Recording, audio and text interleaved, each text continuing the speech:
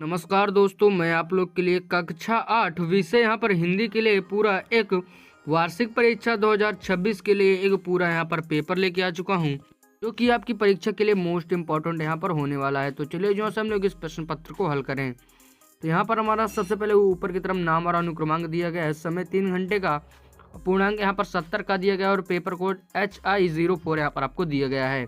कक्षा 8 विषय हिंदी, यहाँ पर आप लोग इसको तो पढ़ ही सकते हैं। उसके बाद वार्षिक परीक्षा ऊपर यहाँ पर आपको जानकारी दी गई है।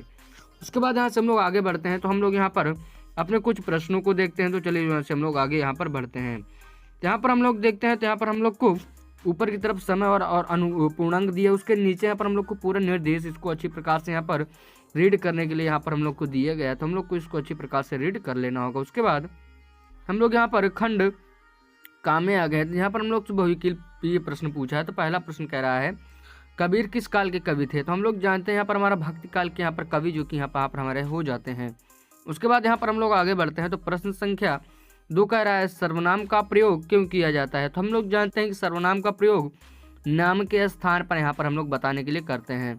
जैसे हम लोग जानते हैं कि मोहन एक लड़का है, मोहन की जगह हम लोग उसका वह का इस्तेमाल कर सकते हैं। तो यहाँ पर हमारा सर्वनाम हो जाएगा, इंग्लिश में इसे प्रोनाउन बोलते हैं।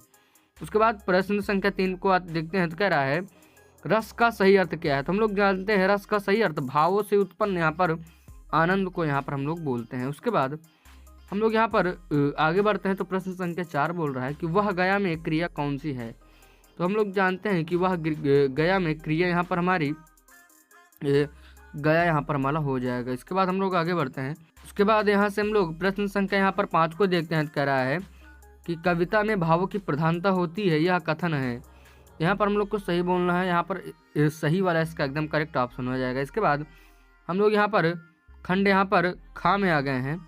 तो खंड खा में आते ही हम लोग यहाँ पर कुछ प्रश्नों को देखते हैं। तो यहाँ पर हम लोग से कुछ प्रश्न कह रहा है, जैसे 7वां, गद्य और पद्य में अंतर लिखिए, संज्ञा के 4 भेदों के नाम लिखिए, अलंकार किसे कहते हैं इसे बताना होगा आप लोग को। उसके बाद कह रहा है, अपनी पाठ्य पुस्तक में किसी कविता का नाम लिखकर उसका यहाँ पर आपको भावार्थ यहाँ पर आपको बताना होगा। उसके बाद अंतिम प्रश्न को देखते हैं इस खंड का। तो यहाँ पर कह रहा है, समास किसे कहते हैं, उदाहरण द्वारा समझाइए। उसके बाद हम लोग खंड गा में आ गए हैं, जहाँ से 12 से 15 प्रश्न तक यहाँ पर हमारे 6 अंक के प्रश्न होने वाले हैं। उसके बाद आगे बढ़ते हैं। तो यहाँ पर हम लोग देखते हैं तो 12वां प्रश्न कह रहा है, अपने पाठ्य पुस्तक में पढ़ी किसी कहानी का यहाँ पर आपको सार यहाँ पर बताना होगा। उसके बाद यानी सारांश यहाँ पर आपको लिखना होगा कि आपने उससे क्या सीखा। उसके बाद प्रश्न संख्या 13 कह रहा है, क्रिया के भेद उदाहरण सहित यहाँ पर आपको बताने होंगे।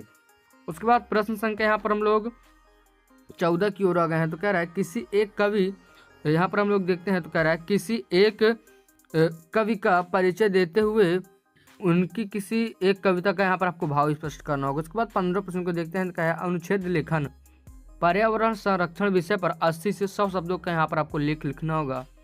उसके बाद यहाँ पर हम लोग अंतिम खंड में आ जाते हैं। यहाँ पर हमारा खंड घा है।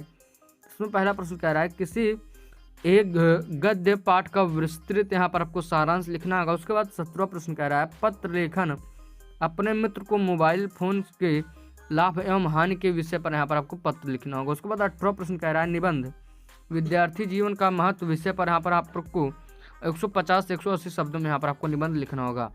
यहाँ पर हम लोगों ने अपना पूरा पेपर हल कर लिया। तो मैं आशा करूँगी कि अगर आप लोग चैनल पर पहली बार आए होंगे तो चैनल को भी सब्सक्राइब करेंगे। तो चलिए मैं आप लोगों का एक और वीडियो में, लेकिन जाने से पहले चैनल को सब्सक्राइब करें और इस वीडियो को अपने दोस्तों तक शेयर करना ना भूलें। तो चलिए बाय बाय, जय हिंद।